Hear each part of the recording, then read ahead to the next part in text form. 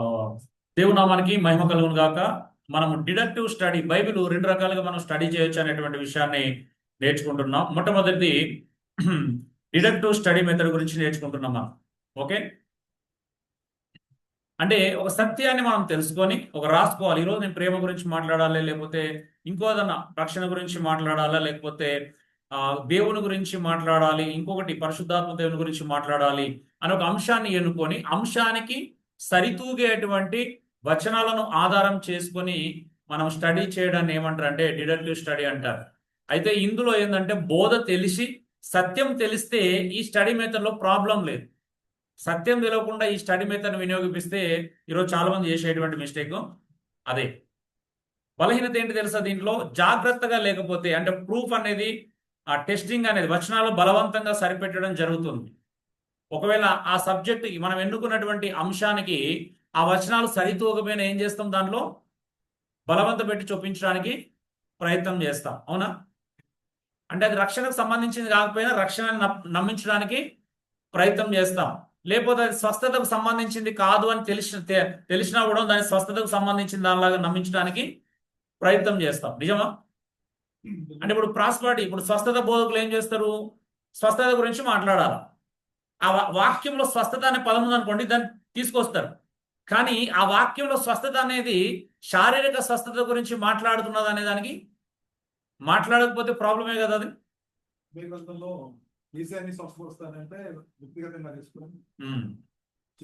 అవును. అంటే చూడండి, అప్పుడు ఏమవుతుంది? పదాలను తీసుకున్నావు కానీ ఆ పదం యొక్క సందర్భము మిస్ఇంటర్ప్రిటేషన్ చేస్తున్నావు. అంటే బలవంతంగా ఏమవుతుంది?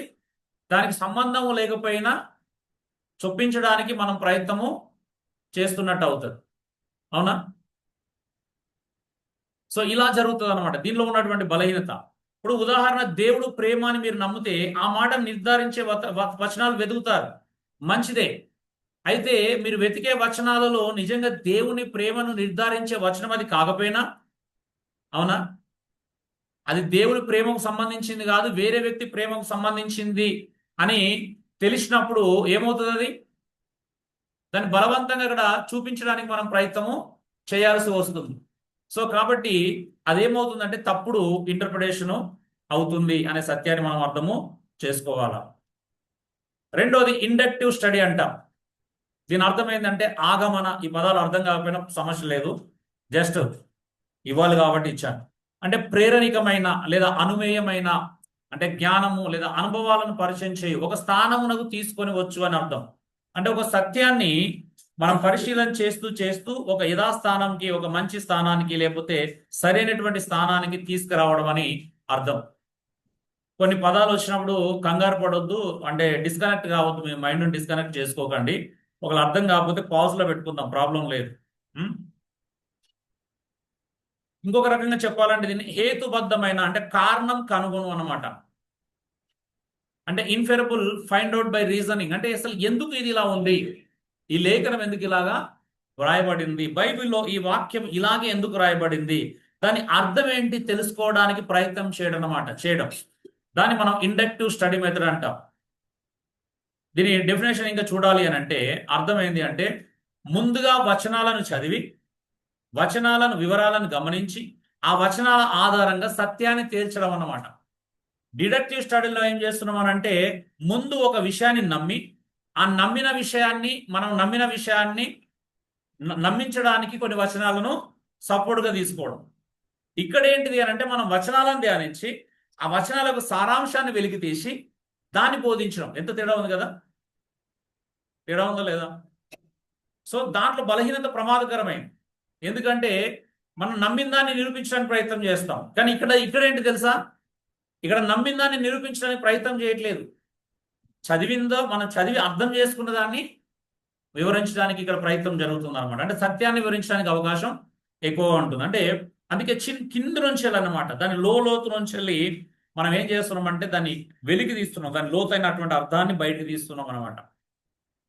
సో దీన్ని ఇండక్టివ్ స్టడీ మెథడ్ అంటారు. అంటే దీని ఏంటంటే బలమేం తెలుసా? దీనికి ఉన్నటువంటి బలం ఏంటి అంటే ముందస్తు అభిప్రాయాలు లేకుండా వాక్యం నుండే సత్యాన్ని కనుగొనడానికి సహాయం చేస్తుంది. అంటే దీని అర్థం ఏంటిది? వాక్యంలో సత్యం ఏంటిదని వెతకడానికి దోహదం చేసేది, అంతే కదా? ఒక ఆయన అన్నాడు, ఇప్పుడు అడుగుడి మీకు ఇవ్వబడును అనే వచనాన్ని వాడాడు. ఏమంటున్నాడు? నువ్వు ఏదైనా అడుగు దేవుడు ఇస్తాడు అంటున్నాడు. అవునా? నువ్వు కారు అడుగు ఇస్తాడు, బంగ్లా అడుగు ఇస్తాడు, నువ్వేమడినా ఇస్తాడు అన్నాడు. రైటేనా అది? ఇప్పుడు దాన్ని ఏం చేస్తున్నాము? అరే అసలు ఏం అడుగుమన్నాడు దేవుడు అని మనం స్టడీ చేసి, ఓకే దేవుడు ఏది పడితే అది అడిగితే ఇస్తానని చెప్పట్లేదు. దేవుడు పర్టికులర్గా దీన్ని మాత్రమే అడుగుమంటున్నాడు, లేకపోతే అది మాత్రమే అడుగుమంటున్నాడు అని వెలికి తీయడాన్ని ఏమంటారంటే ఇండక్టివ్ స్టడీ మెథడ్ అంటారు. అర్థమైందా? చూద్దాం అది కూడా. ఇందులో బలహీనత ఏంటంటే సమయం ఎక్కువ పడుతుంది అర్థం చేసుకోవాలంటే. అవునా? ఇది ఈజీగా అర్థమయ్యే విషయము కాదు. ఎందుకంటే ఎక్కువ స్టడీ చేయాలి. సందర్భం పట్టించుకోకపోతే ఇందులో సిద్ధాంత సమతుల్యత కోల్పోతాం. ఇందులో బలహీనత ఏంటిది? ఒకటేమో సమయం ఎక్కువ తీసుకుంటుంది, రెండోది ఇందులో ఈ స్టడీ చేసేటప్పుడు ఎవరైనా కాంటెక్స్ట్ సందర్భాన్ని మిస్ చేస్తే కూడా ఇందులో కూడా ప్రమాదము ఉంటుంది. అంటే దేనిలో ఉండే ప్రమాదం దాంట్లో ఉంటుంది. అయితే ఇది చాలా ఎఫెక్టివ్ స్టడీ మెథడ్ అయినప్పటికీ దీంట్లో కూడా లేఖనం యొక్క సందర్భాన్ని చూడకపోతే ఏమవుతుంది? అది కూడా ప్రమాదమే. ఉదాహరణ, ఇప్పుడు ఆయన పొందిన దెబ్బల చేత మీకు స్వస్థత కలుగుతుందని ఉంది బైబిల్లో. అవునా? చెప్పండి, ఇప్పుడు దాని అర్థం ఏంటిది?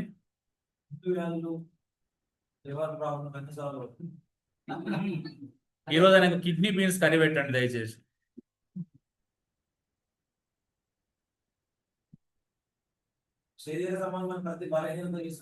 చెప్పండి మీరు. ఆయన పొందిన దెబ్బల చేత మీకు స్వస్థత కలుగుతుందని బైబిల్లో ఉంది, యెషయా గ్రంథంలో ఉంది. అవునా?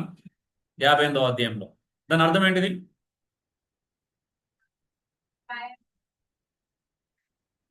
అంటే ఎలాంటి గాయాలంటే?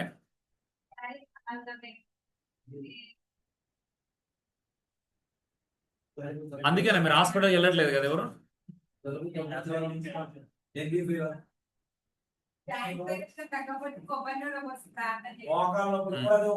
చూడండి, ఇప్పుడు ఏమవుతుంది అని అంటే ఆయన పొందిన దెబ్బల చేత మీకు స్వస్థత కలుగుతుంది అనేది ఏం చేస్తున్నాం అక్కడ? స్వస్థత అనే దాన్ని దేని గురించి మాట్లాడుతున్నాడు అని స్టడీ చేయడాన్ని ఇండక్టివ్ స్టడీ మెథడ్ అంటారు. అవునా?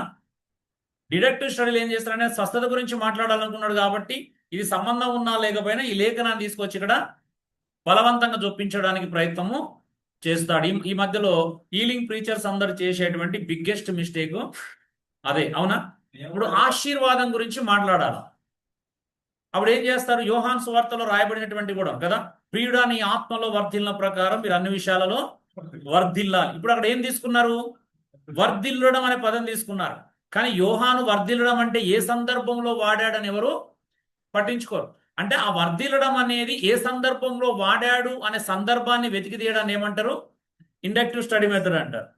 అంటే వర్ధిల్లడం అంటే నిజంగా యోహాను వర్ధిల్లడం గురించి అంటే నువ్వు ఆస్తిలో ఐశ్వర్యంలో వర్ధిల్లాలని కోరుకుంటున్నాడా, లేకపోతే ఇంకెక్కడన్నా వర్ధిల్లాలని కోరుకుంటున్నాడా అనేది వెతికి తీయడం. అవునా? దాన్ని స్టడీ చేయడాన్ని, స్టడీ చేసి ఆ సత్యాన్ని బోధించడాన్ని ఇండక్టివ్ స్టడీ మెథడ్ అంటారు. డిడక్టివ్ స్టడీలు ఏం చేస్తారంటే ఈయన ఆశీర్వాదం గురించి మాట్లాడాలనుకున్నాడు కాబట్టి ఈ వర్ధిల్లడం అనే పదాన్ని ఇక్కడ కూడా చూపించి ఏం చేస్తాడు? దేవుడు చూసినావా అన్ని విషయాల్లో వర్ధిల్లు అని దేవుడే చెబుతున్నాడు అని అంటారు అనమాట. అన్ని విషయాల్లో వర్ధిల్లడం అనేది దేవుడు ఏ కారణంలో చెబుతున్నాడు అనేది మనకు అక్కడ అవసరము లేదు. సందర్భాన్ని మీరు చేస్తారనమాట. ఈవెన్ ఎఫెసీ 1:3లో క్రీస్తు యేసునందు దేవుడు మనకు ప్రతి ఆశీర్వాదమును అనుగ్రహించను అనే మాట తీసుకొని ఇప్పుడు ఆశీర్వాదం గురించి మాట్లాడారు అనుకో అర్థం ఉంటుందా? సందర్భం దేని గురించి మాట్లాడుతున్నారు అని తెలుసుకోవడాన్ని ఏమంటారు? ఇండక్టివ్ స్టడీ మెథడ్ అంటారు. అంటే ఆ లేఖనం ఎక్కడ రాయబడింది, ఏ కారణం చేత రాయబడిందని అక్కడే జవాబు ఉంటుంది వాస్తవానికి. అవునా? ఏమని చెప్పాడు? ఆశీర్వాదం దేనికి సంబంధించిందంటే అక్కడ పరలోక విషయంలో అంటాడు. అవునా? ఆశీర్వాదం దేనికి సంబంధించింది అక్కడ? పరలోక సంబంధించిన విషయాలకి, అది భూ సంబంధమైన విషయాలకు సంబంధించింది కాదు. అవునా? సో చూడండి, ఇలాగనమాట మిస్టేక్స్. ఇలాంటి తప్పుడు బోధలు ఎలా జరుగుతాయంటే ఇలా వాళ్ళు నమ్మిన దాన్ని బోధించాలనుకుంటే తప్పుడు బోధలు ఎక్కువగా జరుగుతాయి. కానీ మనం స్టడీ చేసి బోధించడం వల్ల ప్రజలకు మేలు చేయగలుగుతాం. అందుకే ఇండక్టివ్ స్టడీ మెథడ్ని మనము గమనించాలి. చూడండి, ఉదాహరణ 1, 1 యోహాను పత్రికను చదివి ప్రతి వచనాన్ని గమనించి దాని ఆధారంగా దేవుడు ప్రేమాని తేల్చడం. దేవుడు ప్రేమాని తేల్చడం. కానీ 1 యోహాను పత్రిక దేవుడు ప్రేమాని తేల్చడం గురించి మాట్లాడుతుందా? కాదు. దాని సందర్భము వేరు. 1 యోహాను పత్రికలో ప్రేమ గురించి ఎక్కువ మాట్లాడుతుంది, అందులో డౌట్ లేదు. కానీ ఏ ప్రేమ గురించి మాట్లాడుతుందో కూడా తెలుసుకోవాలి. అలా అన్నమాట. నెక్స్ట్, ఈ అధ్యాయం యొక్క ముఖ్య ఉద్దేశం ఏంటంటే నీకు నీవే స్వతహాగా బైబిల్ని అర్థం చేసుకునేలా సిద్ధపరచటం, ఎవరి మీదను ఆధారపడాల్సిన అవసరం లేకుండా చేయడానికి. అది మీ చేతిలో ఉంటుంది, నా చేతిలో కూడా లేదు. నా శాయశక్తులా మేమేం చేయగలుగుతాం మీకు చేస్తాం, కానీ మిగతాది మీ మీద ఆధారపడి ఉంటుంది. కేవలం ఇతరులపై ఆధారపడకుండా సరైన అర్థం తెలుసుకునేలా చేయటకు మేము ప్రయత్నం చేస్తాం. అయితే మాకు ఈ 3 రోజులు సరిపోదు, మరొక 3 రోజులు కావాలి ఇదంతా చేయాలంటే. మరి రెండోసారి ఎప్పుడు కలుసుకుంటారో చెప్తే దాన్ని మనం తర్వాత మాట్లాడుకుందాం. ఇది ఓన్లీ పార్ట్ 1 అవుతుంది ఈరోజు. నెక్స్ట్, దేవుని జ్ఞానంలో, వాక్య విధానంలో అభివృద్ధి చెందుటకు, నీ వ్యక్తిగత విశ్వాసంలో బలపరచబడటకు, దేవుని మహిమ నిమిత్తం అర్థవంతమైన మరి ప్రభావవంతమైన జీవితము జీవించుట కొరకు. ఇవన్నీ కూడా మీకు అవసరం. అంటే మనం నాలెడ్జ్ గెయిన్ చేసుకుంటున్నాం, కానీ యేసుక్రీస్తు యొక్క జీవిత విధానంలో ప్రయాణించడానికి హెర్మటిక్స్ వాడుకోకపోవడం విచారకరమైన విషయం. చాలా మంది హెర్మటిక్స్ నేర్చుకుంటారు, కానీ అది కేవలం జ్ఞానాన్ని అభివృద్ధి పరచుకోవడానికి మాత్రమే నేర్చుకుంటున్నారు. అది తప్పు. అది జీవితంలో ఏ జ్ఞానమైనా అనుభవించుకున్నప్పుడు అది వ్యర్థమైన జ్ఞానమే అవుతుంది. అవునా? జ్ఞానం అనేది జీవితంలో అనుభవించుకోవాలి. నేర్చుకోవడం తప్పు కాదు, నేర్చుకోవాలి 100%. దాన్ని అనుభవించుకోవడం కూడా ప్రారంభించాలి అనే సత్యాన్ని కూడా మనము చూడాలి. చూద్దాం ఎందుకు బైబిల్ అర్థవర్ణ, ఎందుకో కొన్ని ముఖ్య కారణాలు కూడా చూద్దాం. మొదటి ఉదాహరణ చూద్దాం. అపోస్తుల కార్యములు 8వ అధ్యాయం 31-32 వచనాలు చదువుతారా ఎవరైనా?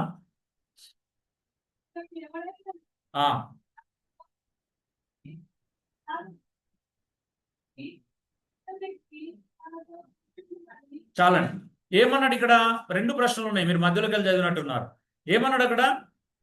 నపుంసకుడు, ఒక యూనక్, రథంలో ఒక మంత్రి, ఆయన ఒక మంచి పొజిషన్లో ఉన్నటువంటి వ్యక్తి, ఆయన రథంలో వెళ్తున్నాడు. వెళ్తూ బైబిల్ చదువుతున్నాడు. యెషయా గ్రంథంలోనే ఒక భాగాన్ని చదువుతా ఉన్నాడు. చదువుతూ ఉన్నప్పుడు ఫిలిప్ వెళ్ళాడు. వెళ్ళి ఏమని అడిగాడు తెలుసా? నువ్వు చదువుతున్నది గ్రహించుచున్నావా అని అడిగాడు. ప్రశ్న. అప్పుడు చదువుతున్న వ్యక్తి ఏమన్నాడు? ఎవడైనా నాకు దారి చూపించకుంటే, త్రోవ చూపించకుంటే, అంటే దాని అర్థం తెలియపరచకుంటే నేను ఎలాగా అర్థం చేసుకోవాలి అని అడిగాడు. ఎంత బాగుంది కదా! అంటే ఒక అద్భుతమైనటువంటి సన్నివేశాన్ని బైబిల్ నుంచి చూస్తున్నాం మనం. ఏమన్నాడు? ఈరోజు ఇది మనం చేయట్లేదు వాస్తవం చెప్పాలంటే. అంటే దాని అర్థం ఏంటిది? ఈ కథలో 2 ముఖ్య విషయాలు. ఒకటి, కేవలం బైబిల్ని చదివినంత మాత్రమున అది అర్థము కాదు. నిజం చెప్పండి, మీరు బైబిల్ చదవగానే ఎంతమందికి అర్థమవుతుంది? చదివిన వెంటనే అర్థమయ్యేటోళ్ళు చేతులు ఎత్తారు ఎవరైనా? ఒక్కరన్నా లేరా? వాస్తవం చెప్పాలంటే బైబిల్ చదివిన వెంటనే ఎవరికి అర్థమో కాదు. అది వాస్తవమైన విషయం. అర్థమైంది అని అనుకుంటాం, భ్రమపడతాం, కానీ వాస్తవానికి అర్థము కాదు. రెండోది ఏమన్నాడు? చదివిన దానిని గ్రహించుటకు ఇతరుల యొక్క సహాయము అవసరం. అవునా? మనం చదువుతున్న దాన్ని గ్రహించడానికి, అర్థం చేసుకోవడానికి ఇతరుల యొక్క సహాయం అవసరమై ఉన్నదనే విషయాలు నేర్చుకున్నాం. ఈ కథలో 2 ప్రాముఖ్యమైన విషయాలు ఉన్నాయి. ఒకటి, బైబిల్ చదివినంత మాత్రాన అర్థము కాదు. రెండోది, బైబిల్ అర్థం కావాలంటే ఎవరో ఒకరు మనకు కొద్దిగా సహాయం చేయాలి. అవునా? ముందస్తు వాళ్ళు, ముందుగా నేర్చుకున్న వాళ్ళు సహాయం చేయాలి అనేది 2 విషయాలు మనం ఇందులో కలిసి చూస్తున్నాం. చూడండి, నపుంసకుడు చదివిన అర్థం కాల. చూడండి, అర్థమయ్యేలా చెప్పుటకు ఫిలిప్ యొక్క సహాయం అవసరమైంది. అందుకే 2 అద్భుతమైన విషయాలు ఇక్కడ చూస్తున్నాం. ఒక మంచి ప్రశ్న ఏంటిదంటే, నీకు చదివింది అర్థమైందా అని అడగడం. నేను కూడా అడుగుతూ ఉంటాను కదా, మీకు విన్నది అర్థమైందా అంటే ఏంటిది? ఒక మంచి ప్రశ్న. చదివింది అర్థమవుతుందా అనేది ఒక మంచి ప్రశ్న. విన్నది అర్థమైందా అని అడగడము మంచి ప్రశ్న. మంచి జవాబు ఏమి ఇచ్చాడైనా? ఎవడైనా నువ్వు త్రోవ చూపకుంటే నేను ఎలా గ్రహించగలను? అక్కడేముంది? బొచ్చు కత్తిరించు అని ఎదుట గొర్రె మౌనంగా ఉంది అనేటువంటి ఒక సందర్భాన్ని చదువుతున్నాడు. ఇప్పుడు నపుంసకుడు ఏమని అనుకున్నాడు తెలుసా? ఇంతకీ బొచ్చు కత్తిరించు అని ఎదుట మౌనంగా ఉన్నటువంటి గొర్రె నేనా, మరొకరా అని అడుగుతున్నాడు ఆయన. అవునా? నిజమా కదా? ఇప్పుడు జనరల్గా చదివితే ఏమనుకుంటాడు ఆయన? నేనే అనుకుంటాడు ఆయన. అంటే ఆయన జీవితంలో అలాంటి ఒక సందర్భం దానికి సింగ్ అయింది అనుకో, ఏమనుకుంటాడు? నా గురించే కావచ్చు అని అనుకుంటాడు. అవునా కదా? మన గురించి అనుకోవడంలో ప్రాబ్లం ఉందా? 100% ఉంది. కానీ ఫిలిప్ వచ్చి ఏం చెప్పాడు? అరే, అది నీ గురించి కాదు, అది ప్రభువైన యేసుక్రీస్తు గురించి అని, రక్షణ గురించి చెప్పగానే నపుంసకుడు, అదిగో నీళ్లు, ఇంకా నాకు బాప్తిసం ఇచ్చడం నీకు ఆటంకం ఏమిటి అని అడిగి. ఎంత బాగుంది కదా సందర్భం, సన్నివేశం. చూడండి, అది ఎంత బ్యూటిఫుల్ గా ఉందో. చూడండి, అందుకే చదివింది అర్థమైనప్పుడే రిజల్ట్ చూడగలుగుతాం. రక్షకుని గురించి తెలియగానే రిజల్ట్ వచ్చిందా రాలేదు ఆయనకి? రక్షించబడ్డాడు. అది రక్షకుని గురించి కాదు, నా గురించి అనుకుంటే రక్షణ వస్తుంది. అప్పుడు మరొకరి గురించి అనుకుంటే వస్తుందా? రాదు. చూడండి, అక్కడ సత్యము ఉన్నది ఉన్నట్టుగా తెలిసినప్పుడే దాని ప్రభావం చాలా అద్భుతంగా మనం చూడగలుగుతాం. ఇంకొక అద్భుతమైన విషయం చూద్దామా? నెహెమ్యా గ్రంథం 8వ అధ్యాయం 1 నుండి 12 వచనాలు. ఈ కథలో 7 విషయాలు చూస్తాం మనం.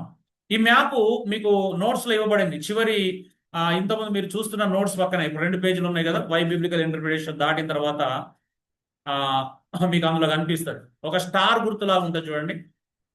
7 కోణాలు ఉన్న స్టారే కానీ అది 7 కోణాలు ఉంటాయి. దాన్ని చూడండి. ఆయన గుర్తు దాటిన తర్వాత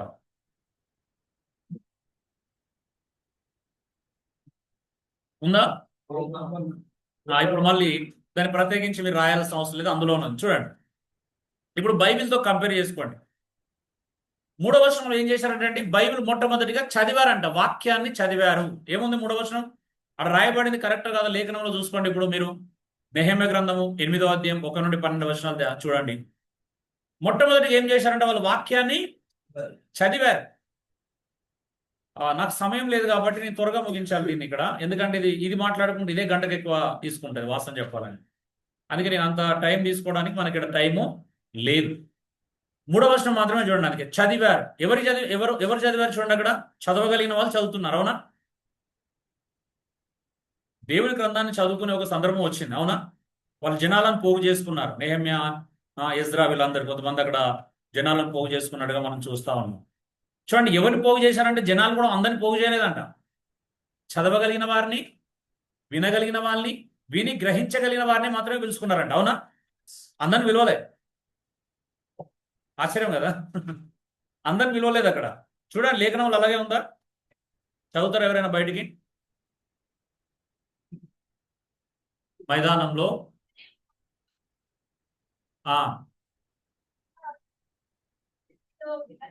ఏంటిదంటే తెలివితో వినగలిగిన వారందరికంట.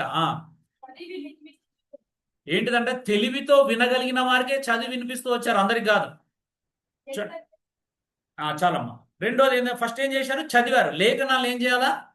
చదవాలి. చదివిన తర్వాత ఎవరు విన్నారంట? 4వ వచనంలో శ్రద్ధగా విన్నారంట. ఎవరు విన్నారు? ఎవరినైతే తెలివితో వినగలగారని పిలుచుకున్నారో వాళ్ళు ఎలా విన్నారంట? శ్రద్ధగా విన్నారంట. చూడండి, 4వ వచనంలో చూస్తాం. 7వ వచనంకి వచ్చేసరికి ఏం చెప్పారంట? వినడంతో ఆగిపోయిందా? చదవండి 7వ వచనం. ఉండగా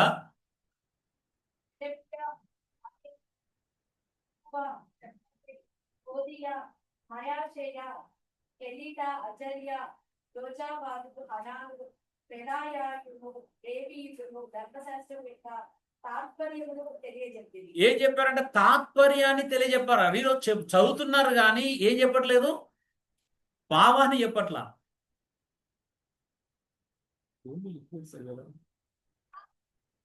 ఓన్లీ ఏం చెప్తాం? ఏం చెప్పారంట?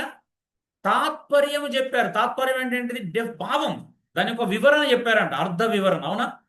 అర్థం వివరించారా వదిలేశారా? ఈరోజు చాలా మంది వాక్యం చెప్పాడు 10-20 వచనాలు చదివిస్తారు, దేని అర్థం చెప్పరు మనకి. అవునా? అలవాటు కదా? నిజమా కదండి? ఎన్ని ఎక్కువ వచనాలు చదువుతా అంత బైబిల్ జ్ఞానం ఉన్నట్టు. నిజమా కదా? ఒక్క వచనం అన్న ఎప్పుడైనా వివరించారంటే ఆగి దీని అర్థం ఇది అని? నిజం చెప్పండి. ఇక్కడ ప్రాబ్లం ఏంటి అంటే వాక్యాలు చదువుతున్నారు కానీ దాని అర్థము చెప్పట్లే. ప్రయోజనం ఏంటప్పుడు? అంటే వాక్యం ఎప్పుడు ప్రయోజనకరం అవుతుందండి? అర్థము చెప్పినప్పుడు. ఇంతకుముందే చూసినాం కదా, నపుంసకునికి అర్థం తెలియగానే దాని రిజల్ట్ చూసినాం. అవునా? నిజమా కదా? అర్థం తెలియకపోతే రిజల్ట్ ఎట్లా తెలుస్తుందండి? అర్థమైతేనే కదా మనం నెక్స్ట్ స్టెప్ ఏంటిదని తెలిసేది. అపోస్తులు కూడా సువార్త ప్రకటించినప్పుడు అక్కడ ఉన్నటువంటి అనేక మంది జనం ఏమడిగారు? అయ్యలారా మేమేమి చేయాలి? అర్థమైతేనే కదా అడిగింది. అవునా? అర్థమైంది సిచ్యువేషన్ ఏంటిదనేది. ఇప్పుడు ఏం చేయాలి? నెక్స్ట్ ఏంటి? అవును, ఇదంతా జరిగింది వాస్తవం, ఇప్పుడు ఏం చేయాలి? ఎంత బాగుంది కదండి. అర్థమైతేనే ఏం చేయాలనే ప్రశ్న వస్తుంది. అర్థం కాకపోతే ఏం చేయాలి, నెక్స్ట్ ఏంటి అనే ప్రశ్న ఎప్పటికీ రాదు. నెక్స్ట్ ఏంటి అనే ప్రశ్న లేకపోతే సమస్య ఏంటిదంటే జీవితంలో మార్పు ఎప్పటికీ రాదు, జరగదు. అవునా? అర్థమైతేనే కదా జీవితంలో అన్వయించుకోవడానికి అవకాశం ఏర్పడేది. సో అందుకే తాత్పర్యం చెప్పారు. 8వ వచనం ఏమన్నారండి? తాత్పర్యం చెప్తే అందువల్లనే వాడు దేవుని గ్రంథమును స్పష్టంగా చదివించి జనులు బాగుగా గ్రహించినట్టు దానికి అర్థం చెప్పింది. ఎలా చెప్పారంట? కేవలం తాత్పర్యమే చెప్పలేదంట. తాత్పర్యం ఎలా చెప్పారంట? గ్రహించే విధముగా, అంటే అర్థమయ్యే విధముగా కదా, దాన్ని గ్రహింపు చేసుకునే విధంగా, ఆకలింపు చేసుకునే విధంగా, స్వీకరించే విధంగా చెప్పారంట. ఒక మాటలో చెప్పాలంటే చూడండి, లేఖనాన్ని అంత స్పష్టత మనం ఇవ్వగలగాలి. ఈరోజు నువ్వు ఎన్ని వచనాలు చెబుతున్నావు అనేది మా ప్రాముఖ్యమైన విషయం కాదు. నువ్వు ఆదివారం అయినా ఎక్కడ ప్రసంగించి ఒక్క వచనమైనా సరిగా అర్థం చెప్పినవా లేదనేదే ప్రధానమైనటువంటి విషయం. చూడండి 9వ వచనంలో ఏమంటారు? అర్థం కాగానే ఏం చేసినట్టు వాళ్ళు ఊరుకున్నారా? విని 7వ మొదలు పెట్టారంటే ఎప్పుడు మొదలు పెట్టారు? అర్థమైతేనే. అవునా? అంటే ఒక విషయం అర్థమైతే అది ఏడవాలా, లేకపోతే సంతోషించేదా, లేకపోతే పశ్చాత్తాపడేదా? అవునా కదా? ఎప్పుడు అర్థమవుతుంది? లేఖనం అర్థమైతేనే సంతోషించేదా, లేకపోతే దుఃఖపడేదా, పశ్చాత్తాపడేదా, క్షమాపణ అడిగేదా, ఇంకేదో చేసేది ఎప్పుడు తెలుస్తుంది? అప్పుడే తెలుస్తుంది. అవునా అమ్మ? చాలా ఒక్క నిమిషం చూడండి, దుఃఖపడ్డారంట. అర్థమైంది కాబట్టి గ్రహించిన వెంటనే ఏమైంది? దుఃఖపడడం ప్రారంభించారు. అంటే దేవుడు ఒక అద్భుతమైన సత్యాన్ని, అంటే ఇంతకుముందు వాళ్ళకు తెలియని సత్యాన్ని తెలుసుకున్నారు ఈరోజు. నిజమే కదండి? మీరు ఆ సందర్భం అంతా చదివితే ఇశ్రాయేల్ ప్రజలు అప్పటి వరకు తెలుసుకొని ఒక సత్యాన్ని తెలుసుకున్నారు. అవునా, దేవుడు మా కోసం ఇదంతా చేశాడా, ఇదంతా మా కోసం రాయించాడా అన్న అర్థం కాగానే ఏమయ్యారు?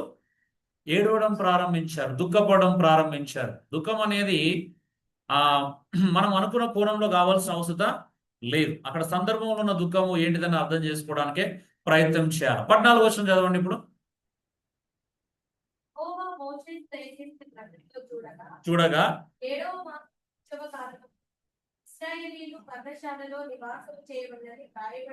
చూడండి ఏమన్నాడు అక్కడ? ధర్మశాస్త్రంలో ఇశ్రాయేల్ ప్రజలు పర్ణశాలల పండుగ జరుపుకోవాలని చెప్పబడిందంట. అంటే అప్పటిదాకా వాళ్ళు ఈ పర్ణశాలల పండుగలు ఇవన్నీ దూరం అయ్యారు. అవునా? పరిస్థితులు అలా ఉన్నాయి. అవునా? మందిరం పరిస్థితులు, రకరకాల పరిస్థితులు మనం అక్కడ చూస్తా ఉన్నాం. వీళ్ళందరూ ప్రజలు పండుగలకు దూరం అయ్యారు. మళ్ళీ ఇక్కడ ఒక అవకాశం దొరికింది. ఈ ధర్మశాస్త్ర గ్రంథం తీసుకొచ్చి చదవగానే దేవుడు రాయించినటువంటి పర్ణశాలల పండుగను ఆచరించాలి అనేటువంటి ఒక సత్యాన్ని ఇక్కడ కనుగొనడం జరిగింది. తర్వాత ఏం జరిగింది చెప్పండి? 17వ వచనం.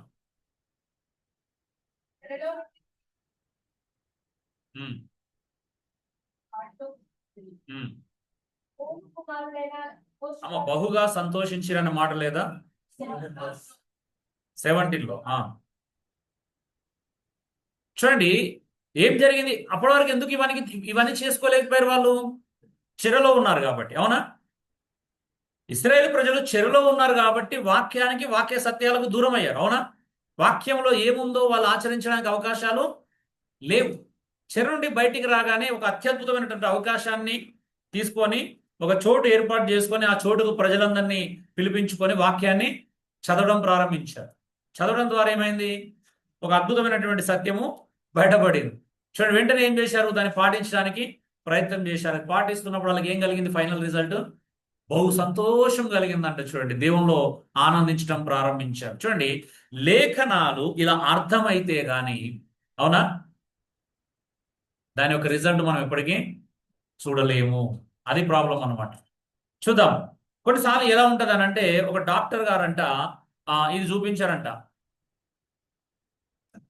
ఏంటిది? ఆల్కహాల్ వలన కలుగు నష్టము. మరి డాక్టర్ ఒక ప్రయోగం ఎక్కువ ఎక్స్పెరిమెంట్ చేశాడంట. ఒక వ్యక్తి ఆల్కహాల్ బాగా అలవాటయ్యాడు, అడిక్ట్ అయ్యాడు, మానకపోతే ఏం చేసిండంటే చివరికి ఒక భార్య కంప్లైంట్ చేస్తే, ఆ భర్తను కంప్లైంట్ చేస్తే ఈయన ఎన్నిసార్లు ట్రై చేసినా మానట్లేదంట. మానకపోతే డాక్టర్ గారు ఒకసారి ఆలోచించి పెట్టుకొని ఇలాగే ఒక చైర్ వేసుకొని కూర్చుని ఒక టేబుల్ తీసుకొచ్చి ఆ టేబుల్ మీద కొన్ని పాత్రలు పెట్టి ఒక దానిలో కొన్ని క్రీములు పెట్టాడంట. ఇంకో గ్లాసులో కొన్ని పెట్టేసి ఏం చేసిండంటే అందరి ముందు ఈ డాక్టర్ గారు ఏం చేసిండంటే ఒక ప్రయోగం చేశాడంట త్రాగుబోతు ముందు. ఏమని? క్రీములు ఉన్న గ్లాసులో ఆల్కహాల్ వేశాడంట. వేగానే ఏమైనాయి? క్రీములు అని చనిపోయినాయి అంట. చనిపోయిన తర్వాత ఏం జరిగింది? ఒక డాక్టర్ గారిని ప్రయోగం చేసి చూపించాడు. చూపించగానే పేషెంట్ని అడిగాడు, ఇప్పుడు ఏమర్థమైంది నీకని అడిగాడు. అనమాట. పేషెంట్ ఏమన్నాడు? ఆల్కహాల్ తాగితే కడుపు లోపల ఉండే క్రిములని చచ్చిపోతాయి అన్నాడు. అర్థమైందా? ఇప్పుడు డాక్టర్ చెప్పాలనుకున్నది ఏంటి, పేషెంట్ అర్థం చేసుకున్నది ఏంటండి? అంటే పేషెంట్ బాగా ఉప్పొంగిపోయాడంటే లేచి డాక్టర్ చేతులు తీసుకొని కంగ్రాట్ చెప్పి, థ్యాంక్ యూ డాక్టర్ గారు, ఇన్ని రోజులకు నాకు ఒక అద్భుతమైన సత్యాన్ని నేర్పించారు. ఇన్ని రోజులు నేను ఆల్కహాల్ తాగితే నా భార్య తిడుతుంది, నేను జవాబు చెప్పలేకపోయాను, ఇప్పుడు నాకు చాలా అద్భుతమైన జవాబు దొరికింది, ఇప్పుడు నేను ధైర్యంగా చెప్పుకోవచ్చు నా భార్య దగ్గరికి వెళ్ళి, పిచ్చిదానా ఆల్కహాల్ తాగితే కడుపులో ఉన్న క్రిములు చనిపోతే అని డాక్టర్ గారే ప్రూవ్ చేసిండు అన్నాడు. అంటే చూడండి, ఇప్పుడు లేఖనము ఎలాగనమాట, లేఖనం యొక్క భావం వేరుగా ఉంటుంది, అర్థం చేసుకునేవాడు అనుభవించుకునేవాడు మరో రకంగా అనుభవించుకుంటాడు. నిజమేనా? ఇగో ఇలాగే జరుగుతుంది. అంటే స్వార్థం, లేకపోతే మనం కొన్ని మానుకోలేనప్పుడు, కొన్ని వదులుకోలేనప్పుడు కూడా లేఖనాన్ని ఇలా అర్థం చేసుకుంటాం. చూడండి, తప్పుడు అర్థం వివరణ ఏంటిది ఇక్కడ? ఆల్కహాల్ తర్వాత కడుపు లోపల ఉండే క్రిములు చనిపోతాయి అనేది సరైన అర్థం వివరణ, తప్పుడు అర్థం వివరణ? తప్పుడు అర్థం వివరణ. దానికి ఆయన చూపించాలనుకుంది ఏంటిది? ఆల్కహాల్ యొక్క ప్రభావం ఏ స్థాయిలో ఉంటుందో చూపించాలన్నది డాక్టర్ యొక్క ఉద్దేశం.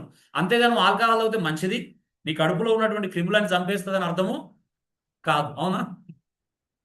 సో ఈరోజు ఇలాగా అర్థం చేసుకుంటున్నాం. ఓకే, హెర్మటిక్స్ అర్థం ఏంటిది అంటే arts and science of the interpretation of literature అంటాం. హెర్మటిక్స్ అనే పదం మనం ఎందుకు వాడుతున్నాం? హెర్మటిక్స్ అంటే అర్థం ఏంటి అంటే ఆర్ట్ అండ్ సైన్స్ రెండు అన్నమాట. సైన్స్ అనేది సూత్రాలకు సంబంధించింది, ఆర్ట్ అనేది టాలెంట్కి సంబంధించింది, ఒక స్కిల్కి సంబంధించింది, ఒక నైపుణ్యతకి సంబంధించింది. ఈ రెండు కలవాలన్నమాట. ఏమేం కలవాలా? ఒక నైపుణ్యత మరియు కొన్ని సూత్రాలు, ఈ రెండు కలిసి వివరించడాన్ని అనమాట. అంటే ఇంటర్ప్రిటేషన్ చేయడాన్ని, దేన్ని? లేఖనాలను వివరించడాన్ని హెర్మటిక్స్ అంటారు. మీరు ఇంకా ఇలా చూద్దాం. క్రిస్టియన్ సైన్స్ అంటే అర్థమైంది అని అంటే the science and art of biblical interpretation. Art and science of the interpretation of literature అనేది సెక్యులర్. క్రిస్టియన్ సైన్స్ ఏం చెప్తుందంటే దాని science and art of biblical interpretation. Notes ఎక్కడ ఉంది, ఎక్కడ చూస్తున్నావు? పేజ్ నెంబర్ 3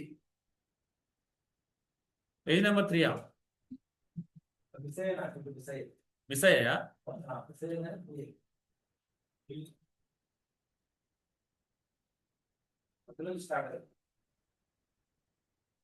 మీకు ఇచ్చిన 2 పేపర్లో లేదా ఇది? అందులోనే ఉంది, 3rd పేపర్లో కదా. పేజ్ నెంబర్ 3లోనే ఉంటుంది, 47 పేజ్ తర్వాత అది. అదే అంటున్నాను.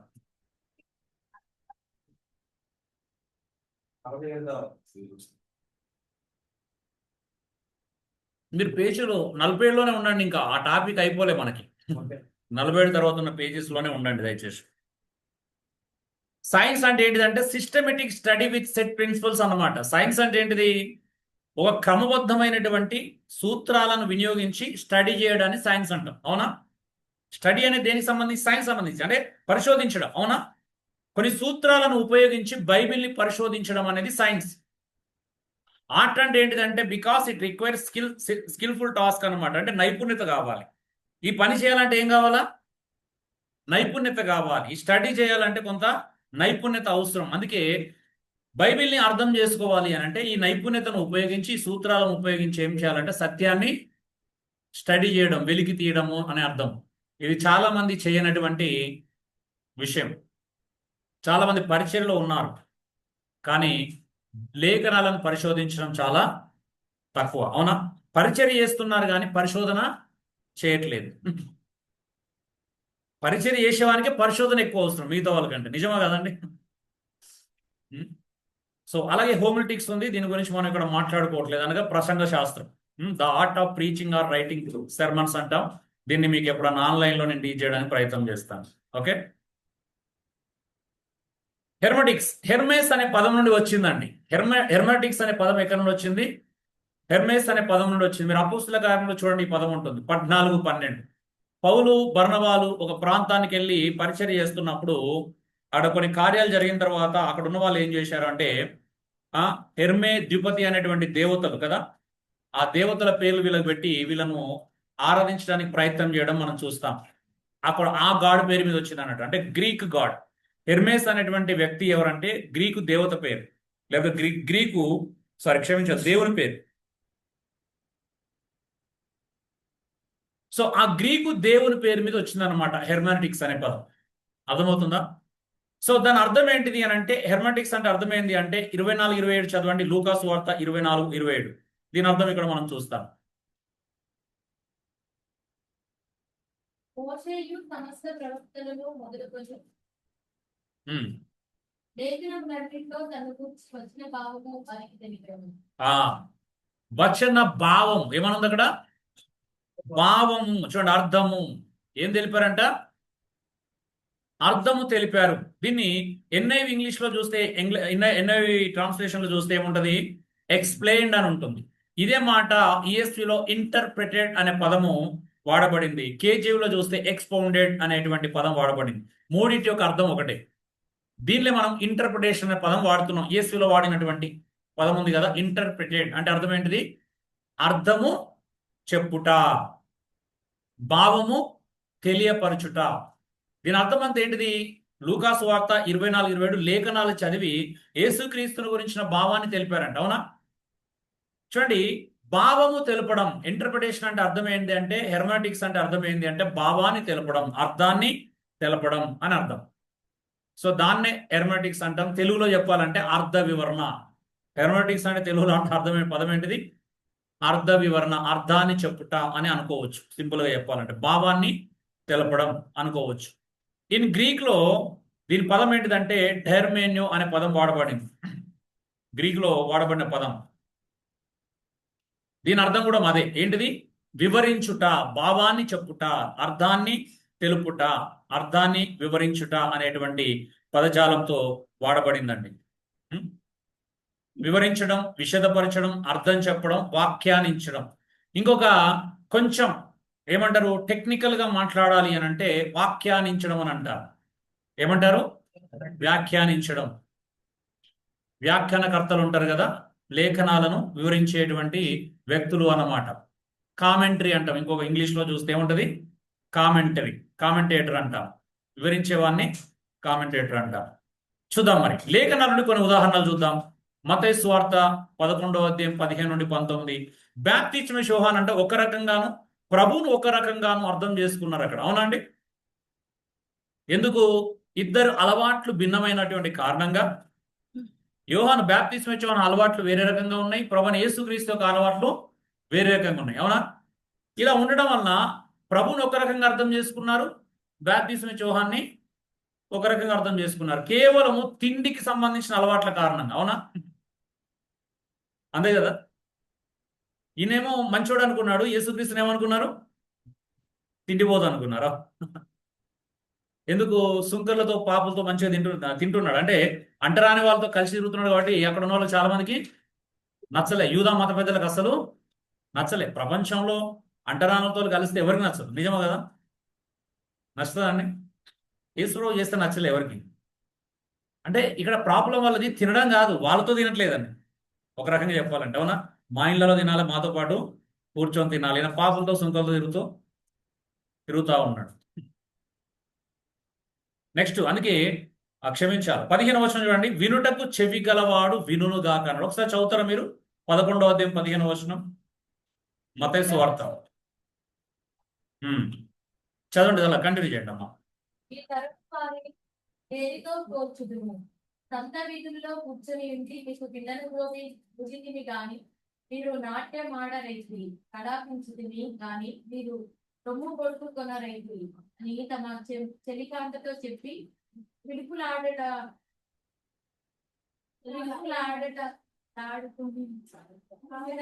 కోరి ఉన్నాయి. అంటే యూదులు పరిస్థితి వివరిస్తున్నాడు ఇక్కడ. అవునా? అంటే సత్యము తెలియపరిచిన అర్థము చేసుకోవట్లేదు, అదే ఆయన బాధ ఇక్కడ. అందుకేమన్నాడు లాస్ట్కు? చెవి గలవాడు వినుగా కానీ ముందే చెప్పాడు. అర్థం కావట్లే, నేను చెబుతున్నాడు కానీ భావం తెలవట్లే. హెర్మాటిక్స్ అంటే అదే, భావము గ్రహించడం. దానికోసం ఈ లేఖనాన్ని మనం తీసుకున్నాం అంతే. చెవి గలవాడు వినుగాక అన్నాడు. ఇంకా చూడండి, ఇవన్నీ కూడా అంటే అర్థం ఏంటిది? అందరికి అర్థం అవ్వట్లేదని అక్కడ. అవునా? అర్థం చేసుకున్నటువంటికే అర్థం అవుతుంది, అందరికి అర్థము చేసుకోవట్లేదు. అంటే దేవుని యొక్క ఉద్దేశం అందరికి అర్థం కావాలని, కానీ ఎంత చెప్పినా కొంతమందికి ఎంత అర్థం కావట్లే, భావము తెలుసుకోవడానికి ప్రయత్నము చేయట్లేదు. అందుకే అనేక సందర్భంలో ఆయన చెవి గలవాడు వినుగాక, చూడండి ఎన్ని రిఫరెన్స్లు ఉన్నాయి, చెవులు గలవాడు వినుగాక అని చెప్పబడినటువంటి యేసుతో స్వయంగా చెప్పినటువంటి మాటలు మనం చూస్తా ఉన్నాం. ఎందుకు ప్రజలు ఎన్ని రకాలుగా దేవుడు తనకు దగ్గర కావాలని ప్రయత్నం చేసినా, ఎన్ని రకాలుగా సత్యాన్ని వారి చేరువ చేయాలని ప్రయత్నం చేసినా వాళ్ళు స్వీకరించట్లేదు, అర్థము చేసుకోవట్లేదు. అందుకే చెవి గలవాడు వినుగాక అనాల్సి వచ్చింది. అవునా? అర్థం చేసుకుంటే ఈ మాట అవసరం లేదు. అవునా? నిజమే కదా? అందరూ అర్థం చేసుకున్నారు అనుకో, ఈ మాట అవసరం అప్పుడు? అందరూ అర్థం చేసుకోవట్లేదు కాబట్టి చెవి గలవాడు వినుగాక అనే మాట మనం చూస్తా ఉన్నాం. అందుకే ప్రభు వినిపించాడు ఒకటి, రెండోది వివరించాడు. అయితే విన్నవారంతా విన్నారు కానీ గ్రహించారా? చెప్పండి. గ్రహించలేదు. 4 సువార్తల్లో మనం చూస్తాం యేసు ప్రభు ఎన్నో వినిపించాడు, వాటి వివరణ కూడా ఇచ్చాడు. అవునా? ఉపమానం అడిగినప్పుడు అర్థం చెప్పాడు, ఆయనే చెప్పాడు. కొన్ని అర్థం కాకపోతే ఇది ఎందుకు చెప్పారని అడిగితే కూడా అర్థము చెప్పాడు. అయితే విన్నవారంతా విన్నారు కానీ గ్రహింపలేదు, చూస్తున్నారు కానీ ఏం చేయట్లేదంట, కానడం లేదు. చూస్తున్నారు అయినా దాని భావాన్ని తెలుసుకోవట్లేదు. అందుకే ఏమన్నాడు, ప్రజలంట కన్నులార చూడలేదు, చెవులార వినలేదు, మనసారా గ్రహింపలేదు, అందుకే ప్రభు వైపు తిరగలేదు అన్నాడు. ఇవి నోట్స్లు లేవండి, నేను కూడా రాసుకోవాలి. అందుకే మీకు కొన్ని వైట్ పేజెస్ ఉంటాయి మీకు నోట్స్లో, అక్కడో ఇక్కడో ఇక్కడో.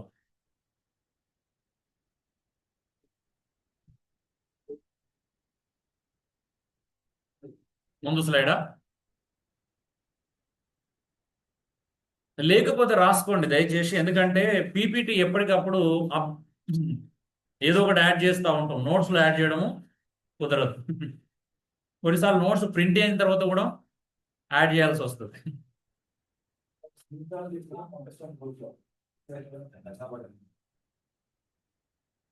ఓకే,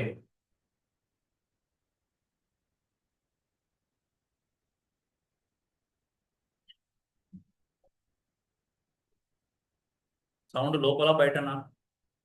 బయటనేనా?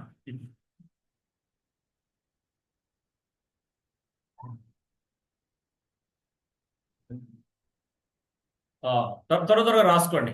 చూడండి, ఇశ్రాయేలు ప్రజలేమో ఎలా ఉన్నారంట, చూడడానికి ప్రయత్నం చేయట్లేదు, వినడానికి చెవులారా అంటే అర్థం ఏంటిది, సంపూర్ణంగా అర్థమయ్యే రీతిగా వినడానికి ప్రయత్నము చేయట్లేదు, మనసారా గ్రహించడం లేదు.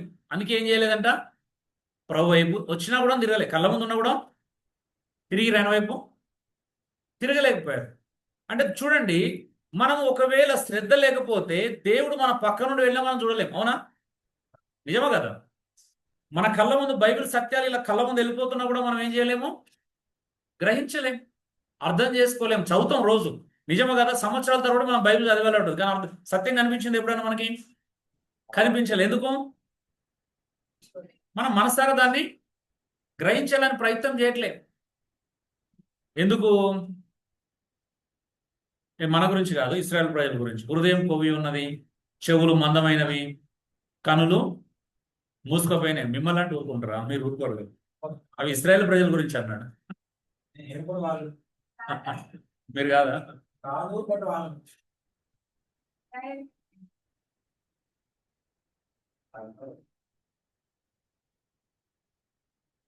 ఇలా అన్నమాట. ఉదాహరణ, మీకు మంచి ఎంటర్టైన్మెంట్ అంటే మీకు అర్థం కావడానికి బ్రెయిన్ షార్ప్గా ఇక్కడ నుంచి స్టార్ట్ అవుతాయి. మీకు ఎక్సర్సైజ్, బ్రెయిన్ ఎక్సర్సైజ్ చాలా ఉంటాయి. మన బైబిల్ చదువులు ఇలా ఉన్నాయన్నమాట. స్కూల్లో టీచర్ చెప్పిందంట, వడగట్టిన నీటినే తాగమని.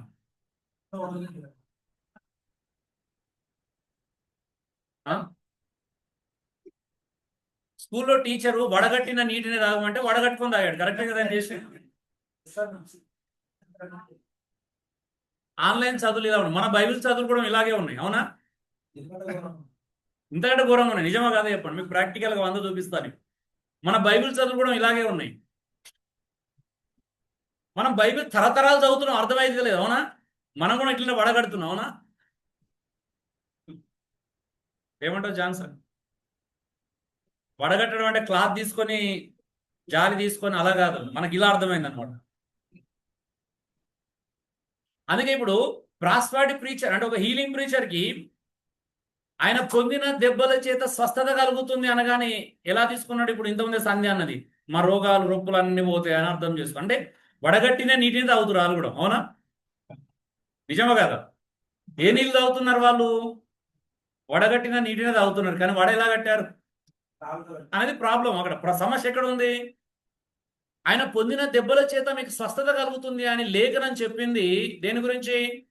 పాపము నుంచి వెళ్ళి విడుదల గురించి చెప్పాడు. అంతేగాని అంటే పాపాన్ని దేవుడు తన దెబ్బల చేత స్వస్థపరుస్తాడని చెప్పింది, కానీ ఎక్కడ కూడా తను పొందిన గాయాల చేత భౌతిక స్వస్థత కలుగుతుందని బైబిల్ ఎక్కడ కూడా లేదు. మీరు చూపించలేరు.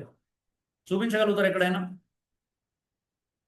పేతురు కూడాను మీరు చదువుతారా ఒకసారి? మొదటి పేతురు 3వ అధ్యాయం చదవండి ఒకసారి దయచేసి. 2వ అధ్యాయం పేతురు రాసిన మొదటి పత్రిక 2వ అధ్యాయం 24-25 వచనాలు చదవండి ఒకసారి. ఇప్పుడు యెషయా గ్రంథంలో రాయబడినటువంటి వచనాన్ని పేతురు కూడా మెన్షన్ చేశాడు. ఏ సందర్భంలో మెన్షన్ చేశాడో చూస్తారా?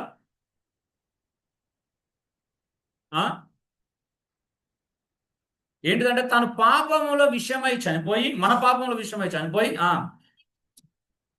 మనం నీతి విషయంలో జీవించినట్లు ఆయన తానే తన శరీరమందు మన పాపములను మ్రాను మీద మోసుకొనెను. తర్వాత ఆయన పొందిన దెబ్బల చేత స్వస్థత కలుగుతుంది. అంటే మ్రాను మీద ఆయన మన పాపాల కొరకు మరణించినటువంటి దెబ్బల చేత మన పాపాలకు స్వస్థత కలుగుతుంది. ఆమేన్. చెప్పబడింది ఏంటిది? పాపములకు స్వస్థత కలుగుతుంది అన్నాడు, కానీ శరీరానికైన దెబ్బల చేత స్వస్థత కలుగుతుందని ఎక్కడ చెప్పలే. అందుకే మనం అమాయకంగా ఇప్పటికి కూడా వడగట్టిన నీటి ఎలా తాగుతామో చెప్తున్నాను. మళ్ళీ బాగుంటాడు. ప్రార్థన చేస్తే ఏం చేస్తాం? ఒక వ్యక్తి దగ్గరికి వెళ్ళి ఎమోషనల్ అయిపోతాం. ప్రభువా దయచేసి కనికరించి, ఇగో నీ గాయపడిన హస్తం ఈ బిడ్డ మీద ముట్టి స్వస్థత. అరే గాయపడిన హస్తానికి ఉన్న స్వస్థతకు సంబంధం ఏంటి? నిజంగా చెప్పండి, లేదు. నిజమా? అంటే ఇప్పుడు ఏం చేస్తున్నాము? యేసుక్రీస్తు యొక్క గాయపడిన హస్తం చేత ముడితే గాని స్వస్థత కలగదని ఒక తప్పుడు ప్రచారాన్ని చేస్తున్నాం. ఆయన గాయపడిన దేని కొరకు? పాపంలో కొరకు కదా, శారీరక రోగాల కొరకు కానే కాదు. యేసు ప్రభుకు శారీరక రోగాలు స్వస్థపరచడానికి చనిపోవాల్సిన అవసరం లేదు, అవునా? పైకెళ్ళి కూడా స్వస్థపరచగలుగుతారు, అవునా అండి? దాని అర్థం ఏంటిది? స్వస్థత లేదని చెప్పడానికి ప్రయత్నం చేయట్లేదు. స్వస్థపరచడానికి విశ్వాసం ఉంటే సరిపోతుంది. ఆయన శక్తి ఎక్కడ ఉండైనా వచ్చి మనిషిని తాకగలుగుతుంది, అవునా? దానికి యేసు ప్రభు సిలువలో మరణించాల్సిన అవసరం ఏమాత్రమూ లేదు, అవసరమే లేదు, అవునా? చూడండి ఎంత దరిద్రమైనటువంటి ఒక దారుణమైనటువంటి వ్యవస్థను ఈరోజు క్రైస్తవం నెలకొల్పింది అని అంటే, అమాయకంగా ఊర్లో కూడా మీరు ప్రార్థన చూడండి, ప్రభా నీ రక్తం ఇక్కడ చిందించు, నీ గాయపడిన హస్తాన్ని ఇక్కడ ఉంచు అంటారు. స్వస్థతకి ఏంది అవసరం లేదు, అది విశ్వాసం కావాలి అక్కడ, అవునా? రక్తాన్ని ప్రోక్షించు అని అంటారు. చూడండి ఎన్నిసార్లు ప్రోక్షిస్తారని, రక్తాన్ని పదే పదే ప్రోక్షిస్తారని బైబిల్ ఎక్కడ చెప్పలేదు. అపోస్తులు ఎక్కడ కూడా ఒక వ్యక్తిని స్వస్థపరచడానికి రక్తాన్ని ప్రోక్షించు ప్రభు అని ఎక్కడ అడగలే, అవునా? చనిపోయిన వాడిని లేపడానికి ఎక్కడ ప్రభుని రక్తాన్ని ఇక్కడ ప్రోక్షించమని ఏ అపోస్తులు ప్రార్థన చేయలే. మనమే చేస్తాం, విచిత్రం ఉంటుంది, అవునా? అంటే మనం ఏం చేస్తున్నాం? వడగట్టిన నీటిని తాగుతున్నాం ఇక్కడ, అవునా? వడ అంటే ఇట్లా జాలి కాదు, ఈ వడ. నిజమా కదా? ఏమంటారు జాన్ గారు? జాన్ బ్రదర్ అంతేనా? ఏమో మరి కొత్త కష్టంగా ఉన్నట్టుంది రిసీవ్ చేసుకోవడానికి, అవునా? మా ఇక్కడ ఫ్యామిలీకి అయితే ప్రాబ్లం లేదు, మీ 5-6 కూడా చెప్పాలా. సుధాకర్ బ్రదర్ ఏమంటారు? అర్థమవుతుందా అండి? చూడండి ఇక్కడ ప్రాబ్లం ఏమవుతుంది అని అంటే, ఇగో ఇది అన్నమాట. మీరు యెషయా గ్రంథం కూడా చదవండి, అక్కడ ఎంత క్లియర్గా ఉంది, అవునా? ఆయన పొందిన దెబ్బలు, ఎందుకు దెబ్బలు తినడంట? మన అపరాధం నిమిత్తం, అవునా? మన పాపం నిమిత్తం తినడా? రోగాలు, మన శరీర సంబంధమైన రోగాల నిమిత్తమా? మన పాపం నిమిత్తం. కన్ఫ్యూజ్ కావద్దు, నాకు వేరే లేఖనాలు ఉన్నాయి. అంటే మీరు ఏమైనా తీసుకుంటే మత్తయి సువార్త 13వ అధ్యాయం 2వ వచనాన్ని ఎగ్జాంపుల్ తీసుకోవడానికి ప్రయత్నం చేయొచ్చు. ఏముంది చూడండి అక్కడ. అదేనా? నేను రిఫరెన్స్ కరెక్ట్ అయిపోయినా సురేష్? నిశ్చయముగా ఆయన మన రోగములను భరించెను. చూడండి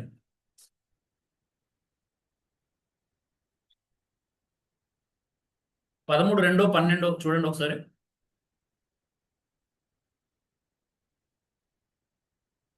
ఆ ప్రవచనం అక్కడే నెరవేర్చబడింది మత్తయి సువార్తలో. అనే నిశ్చయంగా మన రోగములను భరించడానికి అర్థం ఏంటిది?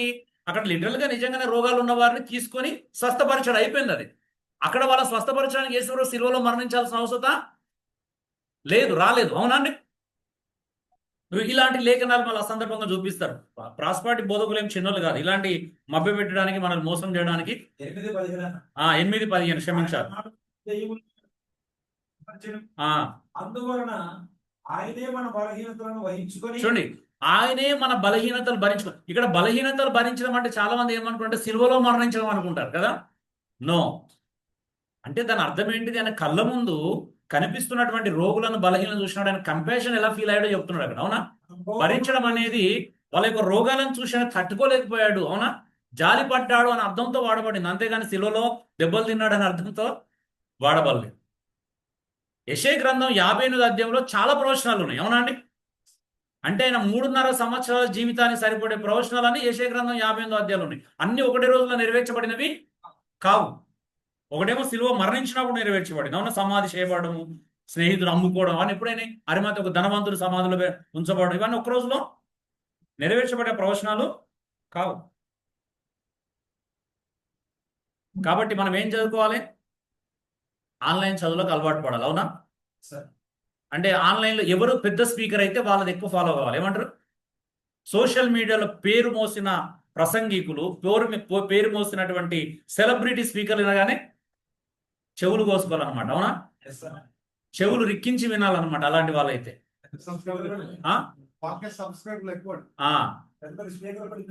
అవును, ఇదే అంటే మీరు చదువుకుంటుంది ఏంటిది? బైబిల్ కాదు, మీ ఆన్లైన్ చదువులు అనమాట. అందుకే మీకు వడగట్టడం అంటే ఇలాగే అర్థమవుతుంది. ఎప్పుడు పాయింట్ అర్థమవుతుందా? మీరు ఎన్ని సంవత్సరాలు విన్నా మీకు ఇదే వడగడుతురు. ఆ వడగట్టడం రాదు ఎప్పటికీ. ఎందుకంటే మీకు వడ అంటే ఇదే అర్థమవుతుంది.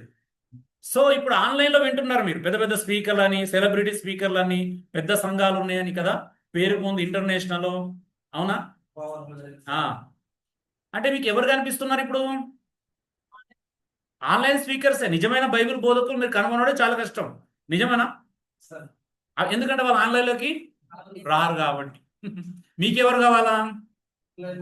పెద్ద పేర్లు ఉన్నోళ్ళే కావాలి. అవునా? పెద్ద పెద్ద పర్సనాలిటీస్, అంతే కదా. ఎవరికి ఎక్కువ వ్యూవర్స్ ఉన్నారు, ఎవరికి ఎక్కువ కామెంట్లు ఉన్నాయి. అవునా? ఎవరి సంఘంలో సభ్యులు ఎక్కువ ఉన్నారు, ఎవరెప్పుడు ఫ్లైట్ లో తిరుగుతున్నారు.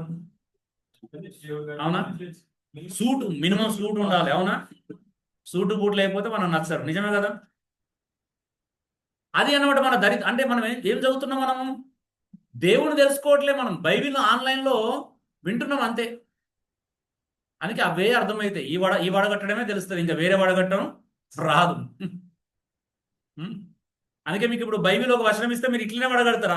మేము చెప్పిన వడగట్టడం రాదు. నిజమే కదా. నువ్వు ఇంకా ఆ వడల దగ్గరికి వెళ్ళకు. నేను ఆనియన్ వడలు, మసాలా వడలు అని ఇప్పుడు టిఫిన్ సెంటర్ తీసుకెళ్ళకు. ఓకే,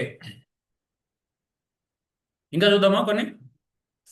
ఓకే, అంటే ఇప్పుడు ఎందుకు ఇక్కడ ప్రాబ్లం అవుతుందంటే వాట్ యు హియర్, అసలు ఏం విన్నాం? వాక్యం వినేటప్పుడు ఏం విన్నాం?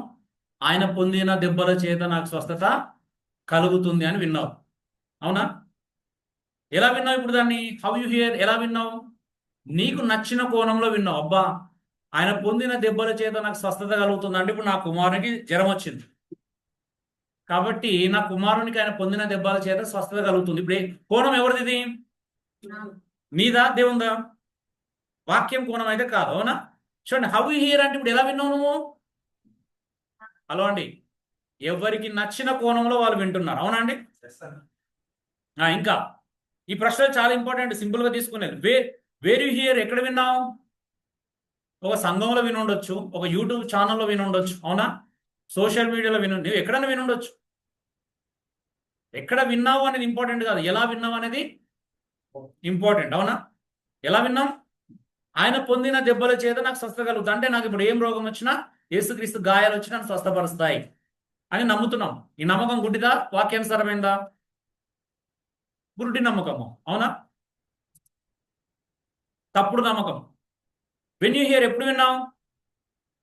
ఆదివారం వినొచ్చు, ఇంకెప్పుడైనా వినొచ్చు. మనకు ఆదివారం సమర్పించుకున్నాం కాబట్టి ఎక్కువ ఆదివారం వింటాం, అవునా? మిగతా రోజులు బైబిల్ గుర్తురాదు, దేవుడు గుర్తురాడు. ఆ? ఆ. డిసెంబర్ వస్తే ఇంకెక్కువ వింటాం.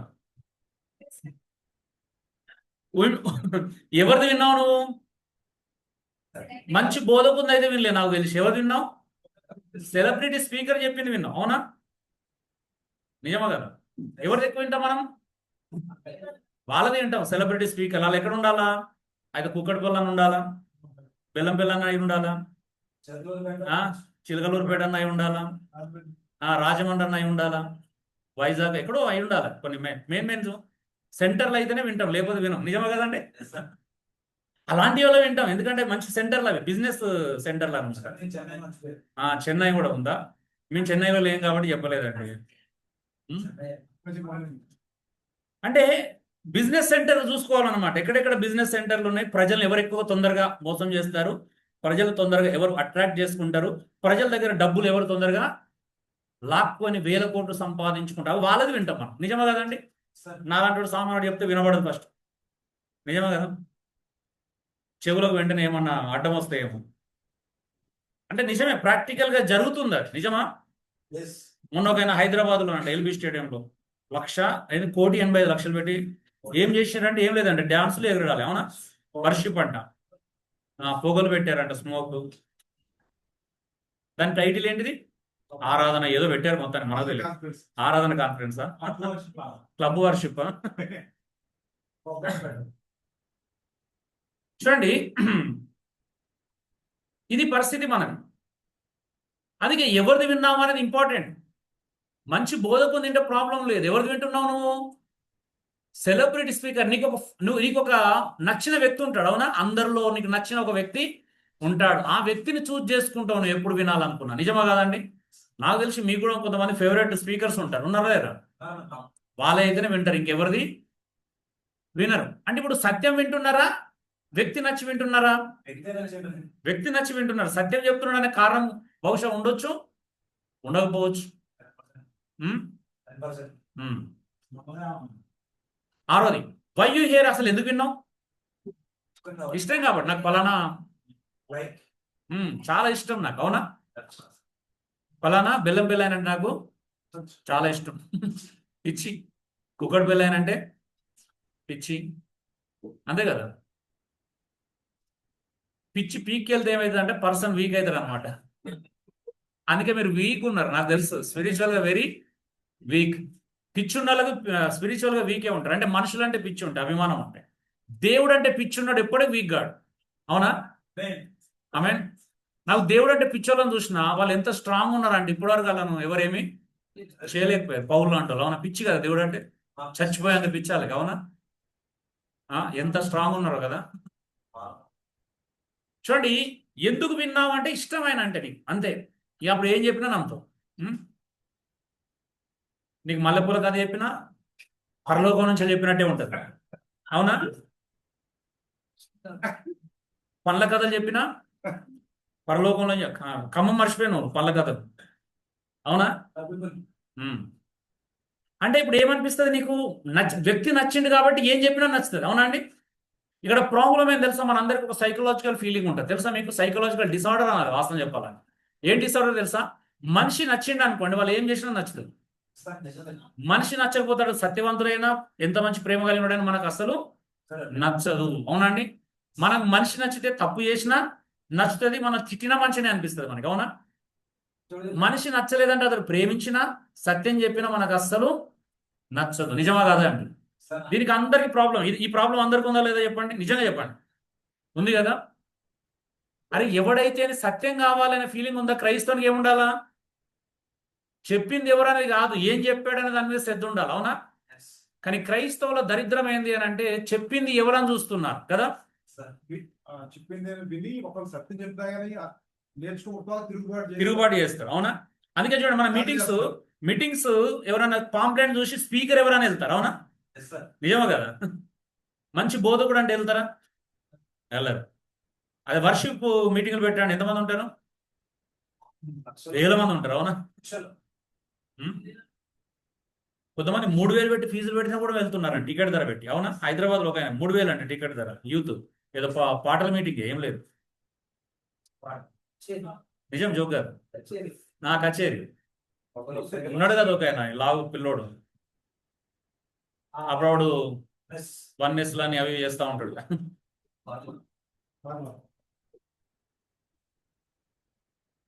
ఆయన పార్లర్ పెడితే మాత్రం వెళ్తున్నారు. సో ఇప్పుడు చూడండి, అందుకే అంతసేపు పెట్టారు. ఇప్పుడు చూడండి, ఒక అద్భుతమైన పిక్చర్ చూస్తున్నాం. Everything depends on the way you see. అవునా? ప్రతిదీ కూడా నువ్వు చూసే విధానం మీద ఆధారపడి ఉంటుంది. అవునా? ఇప్పుడు చూడండి, లెఫ్ట్ పిక్చర్ చూడకుండా డైరెక్ట్ మీకు నేను అసలు కట్ చేసి పెడదాం అనుకున్నాను, మర్చిపోయాను టైం లేకుండా. రైట్ ముందు చూపిస్తే మీరు ఏమని ఇంటర్ప్రిటేషన్ చేసేవాళ్ళు? తినేసేస్తుందని నమ్మేవాళ్ళు. అవునా? ఎంత డిఫరెన్స్ చూడండి. ఇప్పుడు ఒక ఈ పిక్చర్ లేకపోతే అపార్థం చేసుకుంటారా, అర్థం చేసుకుంటారా? నిజం చెప్పండి.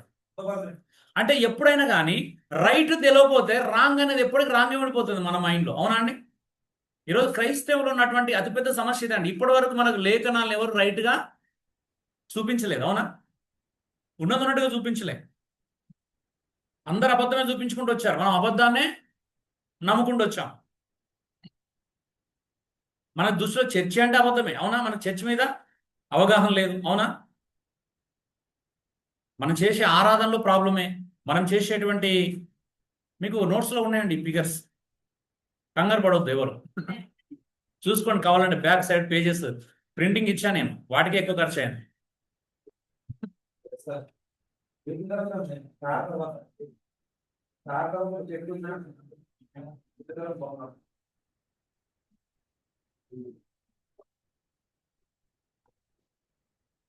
ఓకే, అంటే ఇప్పుడు చూడండి, ఇప్పుడు నెక్స్ట్ మళ్ళీ సేమ్ ప్రశ్నలు అడుగుదామా? ఇప్పుడు వినడం గురించి వేసుకున్నాం కదా, ఇప్పుడు చూడడం గురించి అదే ప్రశ్నలు వేసుకుందామా? 6 ప్రశ్నలు ఉన్నాయి. వినడం గురించి 6 ప్రశ్నలు గుర్తుపెట్టుకోండి, చాలా ఇంపార్టెంట్. ఏం విన్నాం అనేది ఇంపార్టెంట్, ఎలా విన్నాం అనేది ఇంపార్టెంట్, ఎక్కడ విన్నాం అనేది ఇంపార్టెంట్, ఎప్పుడు విన్నాం అనేది ఇంపార్టెంట్, ఇంకా ఎవరిది విన్నాం అనేది ఇంకా ఇంపార్టెంట్. ఎందుకు విన్నాం అనేది కూడా, నువ్వు నచ్చింది అని వింటున్నావు కానీ నాకు మార్పు కోసం విన్నానని ఎవరు చెప్పరు. అవునా?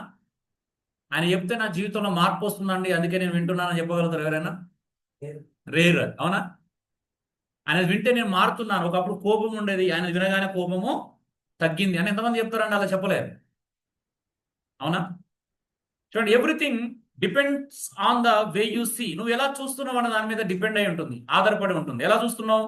సేమ్ ప్రశ్నలు చూడండి, 6 ప్రశ్నలు, మళ్ళీ సేమ్ ప్రశ్నలు. వాట్ యు సీ, ఏం చూసావు? మన బైబిల్ చూస్తే వాగ్దానం చూస్తాం కదా, ఏదైనా వాగ్దానం కావాలి, నిజమా కదా? అందుకే ఈ మధ్యలో క్యాలెండర్ క్రైస్తవులు పెరుగుతూ వచ్చారు. ఆ మధ్యలో క్యాలెండర్ విప్లవం వచ్చింది కదా క్రైస్తవంలో. క్యాలెండర్ విప్లవం వచ్చిన తర్వాత అందరు క్యాలెండర్లే బైబిల్ పక్కన పెట్టేశారు. ఈ రోజు వాగ్దానం నిలబడం కాదు, అనుదిన వాగ్దానాలు వచ్చినాయి. అనుదిన మన్నాలు. మన్నా అంటే డిఫరెంట్, కొంచెం వాగ్దానం అయితే ఇంకా ఘోరమైంది. చూడండి, ఏం చూసావు? నీకు బైబిల్ చదవగానే ఏం కావాలి? కంఫర్ట్ కావాలి, ఏదో ఒకటి. అవునా? వాగ్దానం దొరికితే ఏముంటది? అబ్బా దేవుడు ఈరోజు నాతో మాట్లాడిండు. అదే హెచ్చరిస్తే, ఇది నాకు కాదు, మా ఇంట్లో మా అమ్మకో మా చెల్లెకో వర్తిస్తుంది, నాకు మాత్రం ఇది కాదు అనుకుంటాం. చూడండి, అంటే హెచ్చరిక దొరుకుతానో మనకు కాదు, వాగ్దానం దొరికితే మనకే. అంటే పని చెప్తేనో మనకు కాదు, డబ్బులు ఇస్తా అంటే మనకే. పిల్లలు అలా ఉన్నారనమాట. అవునా? అంటే బైబిల్ చదువుతున్నప్పుడు ఇలాగే ఎలా చూసామంటే నచ్చినట్లుగా చూసినాం, ఇంతమంది పిక్చర్ లాగా. అవునా? నీకు నచ్చిన కోణంలో చూసావు. ఎక్కడ చూసావు? ఈ మధ్యలో క్యాలెండర్లు చూస్తున్నాం, ఇప్పుడైతే సోషల్ మీడియాలో చూస్తున్నారు. ఈ నోట్స్ అప్లై చేసిన క్యాలెండర్ పెట్టాము. ఎప్పుడు చూసావు? ప్రతిరోజు చూస్తున్నారు, ఫస్ట్ తారీఖు రాగానే క్యాలెండర్లు ఏముందో చూసుకుంటున్నారు. ఎవరిని చూసావంటే నిన్నువే చూసుకుంటావు. అవునా? నేను తలగానే ఉంచుతాను కానీ తోకగా ఉంచున్నాను కానీ ఊహించుకుంటాడు అక్కడ. చూసినావు, దేవుడు నన్ను తలగానే ఉంచడానికి తోకగా ఉంచడానికి. అవునా? అప్లై చేసుకుంటాడు. రైటేనా అది? రాంగ్ కదా? ఒక త్రాగుబోతుకు వచ్చిందంట వాగ్దానం, ఏమని? ఇదే త్రోవ దీనిలోనే నడవని వచ్చిందంట. ఇప్పుడు ఏమని చేయాలి? వాగ్దానాలు ఎలా పడితే అలా ఎప్పుడు పడితే అప్పుడు తీసుకొని అన్వయించుకుంటే ఎప్పుడు కూడా రైట్ ఇంటర్ప్రిటేషన్ రానే రాదు. నేను 100% చెప్పగలుగుతాను. 100 మంది వాగ్దానాలు తీసుకుంటే అందులో ఒక్కరికి కూడా సూట్ అవ్వదు. ఎందుకో తెలుసా? అసలు అది నెరవేర్చబడదు వాళ్ళ జీవితంలో. అవునా? అదేంటి, ఒక ఎమోషనల్ ఫీలింగ్ మాత్రమే ఇస్తుంది. నిజమే కదండి? వాగ్దానం తీసుకున్నప్పుడు కేవలం ఎమోషనల్ ఫీలింగ్, ఎప్పుడు అది మనకు సంబంధించింది కానప్పుడు ఎమోషనల్ ఫీలింగే ఉంటుంది. ప్రాక్టికల్గా అది ఎప్పటికీ నెరవేర్చబడదు. అవునా? ఒక వృద్ధ బ్యాచిలర్కి వచ్చిందంటే ఏంటిది, నేను గొప్ప జనముగా చేసిందని అన్నాడంట. ఎప్పుడైతే వృద్ధ బ్యాచిలర్ గొప్ప జనం? మీరే చెప్పండి. పెళ్లి కాని వృద్ధునికి నిన్ను గొప్ప జనం, ఇది లిటరల్ గా జరిగింది. ఒక పెళ్లి కాని వృద్ధునికి వచ్చిందంట, నేను గొప్ప జనముగా చేసిన. అవుతారా? గొప్ప జనం ఎలా అవుతారు చెప్పండి? గొప్ప జనం అనేది కేవలం అబ్రహాం సంబంధించింది. అది ఎవరు కాలేదు ఇక ప్రపంచంలో. అవునా? గొప్ప జనం అనేది ప్రపంచంలో ఎవరు కాడు, ఒక అబ్రహమే అవుతాడు. అబ్రహం అయిండు కూడా. అవునా? ఆ వాగ్దానం ఎవరికి ఇచ్చాడు దేవుడు? అబ్రహాం మాత్రం. అబ్రహాం మరి గొప్ప జనం ఎట్లా అయిండు? 2 రకాలుగా అయిండు. ఒకటి, శరీర సంతానం ద్వారా గొప్ప జనం అయిండు, అంటే ఇశ్రాయేల్ కానీ. అవునా? రెండోది, గొప్ప జనం వెళ్ళాడు యేసుక్రీస్తు తన సంతానంలో జన్మించడం ద్వారా యేసుక్రీస్తు నమ్మిన వాళ్ళందరూ అబ్రహాం సంతానం అని పిలువబడ్డారు. అలాగే అబ్రహాం గొప్ప సంతానం. ఇంకెవడ ఇలా అవుతాడో చెప్పండి ప్రపంచంలో? నువ్వు 100 సార్లు తీసుకో ఆ వాగ్దానం, 1000 సార్లు తీసుకో, నీ జీవితంలో ఎప్పటికీ అది నెరవేర్చబడదు. ప్రయోజనం ఏంటప్పుడు? ఇలా అన్నమాట. అంటే నువ్వు లేఖనాలను నీకు నచ్చినట్టు చూస్తున్నావు. అవునా? నీకు నచ్చింది అంతే, ఇష్టం కాబట్టి. అబ్బా నన్ను గొప్ప జనం చేస్తానంటే ఊహించుకుంటా ఉంటారు వీళ్ళు. అంటే గొప్ప జనం అంటే ఇంట్లోనో, ఆఫీస్లోనో, లేకపోతే ఎక్కడో అనుకుంటారు, సొసైటీలో అనుకుంటారు. అవునా? ఉం? దేవుడు నన్ను గొప్ప జనం చేస్తాడన్నాడు కాబట్టి ఏం చేయాలి అప్పుడు? రీల్స్ చేసి ఇన్స్టాలో పెట్టుకోవాలన్నమాట. క్రైస్తవులు కూడా అప్పుడు తొందరగా గొప్ప జనం అవుతారు. అవునా కదా? అలా ఉంటుంది అన్నమాట. లేదంటే ఉం? చూడండి, ముఖ్య కారణాలు ఏంటి అంటే మనం చూద్దాం త్వరగా. సరిగా అర్థం చేసుకొని అన్వయించుకోవడానికి అనేకులు చేసే పొరపాట్లు ఏమిటంటే, బైబిల్ని చదివి అర్థం చేసుకోకుండానే అన్వయించుకోవడం. అవునండి? బైబిల్ చదువుతున్నారు, అర్థం చేసుకోకుండా అన్వయించుకుంటే సమస్యనా కాదండి? నిజమే కదా? దీన్ని ఇలా చెప్పొచ్చు, ఒక అర్థం కావాలండి. మీరు ఒక పైనాపిల్ తెచ్చుకున్నారు, దాన్ని కడగలేదు, పైన కట్ చేయలేదు, అలాగే తింటే ఏమవుతుందండి? మీరే చెప్పండి. తినగలుగుతారా? తినలేరా? వాళ్ళు తింటే ఏమవుతుంది? అంటే లేఖనాలను కూడా మనం అలాగే చేస్తున్నాం, డైరెక్ట్ అన్వయించుకోవడానికి ప్రయత్నం చేస్తున్నాం. ఎప్పటిదాకా అన్వయించుకోకూడదు? వాస్తవం చెప్పాలంటే అర్థము అయ్యేంత వరకు అన్వయించుకోకూడదు. అవునండి? ఒక మంచి గుర్తు పెట్టుకోండి, లేఖనం అర్థం కానంత వరకు ఎప్పుడు కూడా అప్లై చేసుకోకూడదు. అంతే కదా? ఉదాహరణ చూద్దామా? సామెతలు 24:16, నీతిమంతుడు 7 మార్లు పడినను తిరుగు లేచినను ఉంది. ఇప్పుడు చెప్పండి దీన్ని. ఇది మీ అందరికి అర్థమైంది నాకు తెలిసి. అయితే సింపుల్ ఎగ్జాంపుల్ ఇచ్చిన. ఎంత సింపుల్ అంటే చూడండి, నీతిమంతుడు 7 మార్లు పడినను తిరిగి లేస్తాడు. అర్థమైంది కాలేదండి? ఇది అర్థమైన చేతులైతే ఒకసారి. ఫిలిప్ 2 సార్లు అర్థమైందంట. ఓకే, ఎవరికి అర్థం కాలే? నీతిమంతుడు 7 మార్లు పడినను తిరిగి లేస్తాడు అని ఉంది లేఖనంలో.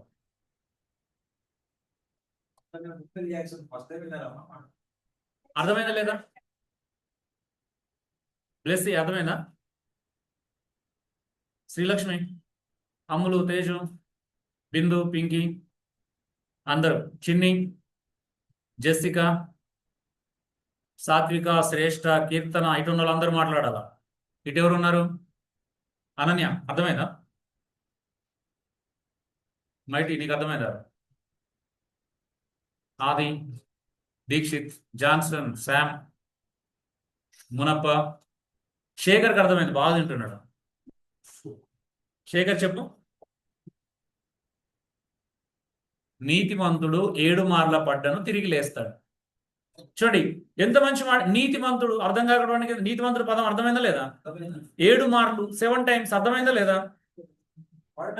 మార్లు అంటే ఏంటిది? 7 టైమ్స్ అని అర్థం, అంతే. పడ్డాడు, పడిపోయాడు, మళ్ళీ తిరిగి లేచాడు. ఇలా అర్థం కాకపోవడానికి ఏమన్నా?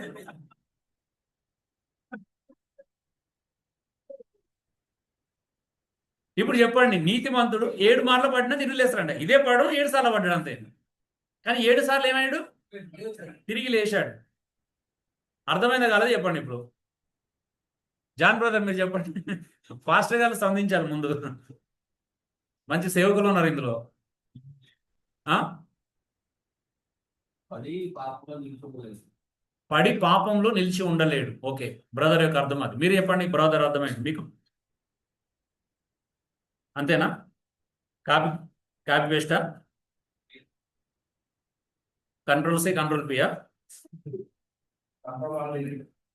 Control V. ఓకే, నెక్స్ట్ ఇంకెవరు ఎవరు చెప్తారు? కృష్ణ బ్రదర్ ఏమైనా చెప్తారా? ఒకటేసారి పడతారా? Wow, very good. నువ్వు చెప్పకూడదు వాస్తవానికి. చిన్ని విన్నది ఎంత ఉంది నా క్లాస్ అని నాకు గుర్తుంది.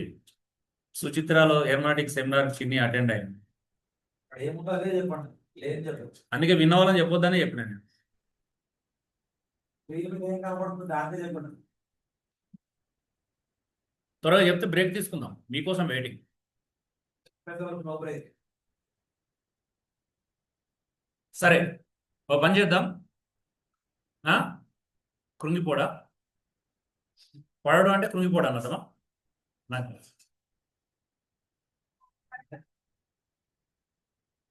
మీరు అందరూ ఏం చేయండి తెలుసా? ప్రవీణ్ రెడీయా?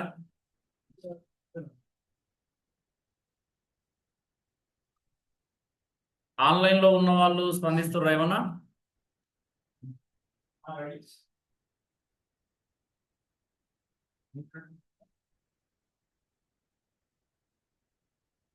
ఆత్మీయ జీవితంలో పడిపోయినా లేస్తారు అని అంటున్నాను. ఆత్మీయ జీవితంలో పడిపోడా? వామ్మో. పడిపోయినా అప్పటికి మళ్ళీ తిరిగి లేస్తారు అంటే ముందుకు వెళ్ళిపోతారు అంటే అని. నా ప్రశ్న ఏంటిదంటే, ఒక ఆత్మీయ జీవితంలో 7 మార్లు పడిపోయినా తిరిగి లేస్తాడు అని ఒక అర్థమైతే, నేను ఒక సవాల్ విసురుతున్నాను. టీ బ్రేక్ లో ఆలోచించండి. ఒకవేళ పడిపోతే నీతిమంతుడు ఎలా అవుతాడు? నెంబర్ 1. నీతిమంతుడు అయితే పడిపోతాడా? మొదటి ప్రశ్న. పడిపోయిన తర్వాత నీతిమంతుడు అని పిలవచ్చా? రెండో ప్రశ్న. దీనికి జవాబు చెప్పండి ఫస్ట్, అప్పుడు మీకు ఇది అర్థమవుతుంది. అంటే చూడండి, ఇక్కడ మనం ఎంత సింపుల్ గా అనుకున్నాం. నీతిమంతుడు 7 మార్లను పడినను తిరిగి లేస్తాడు అని అంటే, ఒకవేళ నీతిమంతుడు పడిపోతే నీతిమంతుడు ఎలా అవుతాడు? పడిపోయిన వాడిని నీతిమంతుడు అనొచ్చా? మీరే చెప్పండి. నీతిగా జీవించేవాడిని ప్రభువే తిరిగి లేపుతాడు. ఓకే, చూద్దాం అది కూడా. అప్పుడు పడిపోవడం అంటే అర్థం చెప్పాలి మరి. మీరు చెప్పింది కరెక్ట్ ఒక వైపు, కానీ పడిపోవడం అంటే అర్థం ఏంటిది? సో చూడండి, నీతిమంతుడు 7 సార్లు పడిపోతే నీతిమంతుడు అంటారా? ఇప్పుడు ఒక వ్యక్తి 6 సబ్జెక్టులలో 80-90 తెచ్చుకొని ఒక దానిలో 32 తెచ్చుకున్నాడు అనుకోండి, రిజల్ట్ పాస్ అని వస్తుందా, ఫెయిల్ అని వస్తుందా? ఫెయిల్ అనే వస్తుంది. ఎప్పటి వరకు వస్తుంది ఫెయిల్ అని? పాస్ అయ్యేంత వరకు ఫెయిల్ అనే వస్తుంది. మరి అలాంటిది నీతిమంతుడు 7 సార్లు పడిపోతే నీతిమంతుడు ఎలా అవుతాడు? బైబిల్ ఎక్కడైనా పడిపోయిన వాడిని నీతిమంతుడు అని ఎక్కడైనా చెప్పబడిందా? ఆదికాండం నుండి ప్రకటన గ్రంథం వరకు పడిపోయిన వాడిని మళ్ళీ నీతిమంతుడు అని ఎక్కడైనా చెప్పబడిందా? పడిపోతే నీతిమంతుడు ఎలా అవుతాడు? పడిపోతే నీతిమంతుడు ఎలా అవుతాడు? నీతిమంతుడు ఎలా పడిపోతాడు చెప్పాలా? నీతిమంతుడు పడిపోతాడు పోని మరి ఏదంటే అండి అదే అన్నమాట. ఇలా అన్ని అర్థమైనట్టే ఉంటాయి కానీ అర్థం కావు.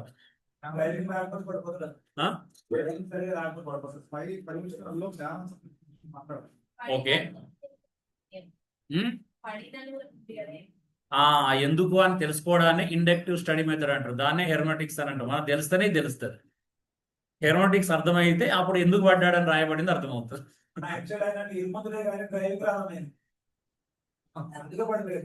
ఈయన కొంచెం బయట పెట్టండి టీ బ్రేక్ తర్వాత నుంచి వెళ్ళి.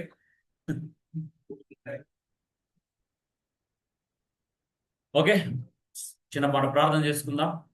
Thank you lord. పరిశుద్ధుడైనటువంటి తండ్రి, మహోన్నతులైన మా దేవానికి స్తోత్రాలు. మీ అత్యద్భుతమైన కృపకై వందనాలు స్తోత్రాలు చెల్లిస్తా ఉన్నాం. ఉదయశేషం ఈ ఉదయకాలం శేషను ప్రారంభించుకొని కృప చూపించినందుకు వందనాలు. ప్రజల్ని గురికొల్పడం ప్రారంభించబడింది. వారి ఆలోచనలను, వారి తలంపులను మీ స్వాధీనం అందించుకోండి ప్రభా. నీ లేఖనాల యొక్క సత్యాన్ని వాళ్ళ మనసులలో, వాళ్ళ హృదయాలలో స్థిరపరచడానికి ప్రయత్నం చేస్తుండగా నీ అత్యద్భుతమైన కృపను మాకు అనుగ్రహింపచేయమని, ఈ స్మార్ట్ బ్రేక్ ని మేము సరిగా ఉపయోగించుకొని మళ్ళీ వెంటనే తిరిగి రావడానికి సహాయం దయచేయమని యేసు నామములో వేడుకొంచున్నాను తండ్రి. ఆమేన్.